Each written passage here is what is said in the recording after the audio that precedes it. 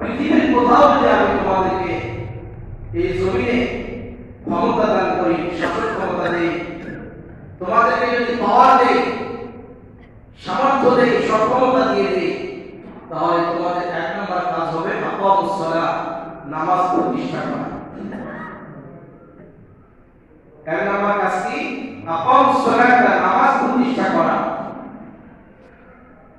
যদি কোন দেশের রাজা বাদশা সহ প্রজারা সহ সকলেই যদি ৫ ওয়াক্ত নামাজি হয়ে যায়, আমাদের দেশের প্রধান, এমপি মন্ত্রী সহ, মেম্বার চেয়ারম্যান সহ এবং যারা শাসন করে, অফিস আদালতে যারা চাকরি করে, যারা সেবা গ্রহণ করে, সবাই যদি ৫ ওয়াক্ত নামাজি হয়ে যায়, পরহেজগার হয়ে যায়, আল্লাহওয়ালা হয়ে যায়, তাহলে এই বাংলাদেশটা বা পৃথিবীর যে কোনো দেশ হোক না কেন, যে কোনো অঞ্চল হোক না কেন, সেই ভূমি, সেই দেশটা, সেই অঞ্চলটা কি, সেই দুনিয়া কি জান্নাতের নমুনা হবে না?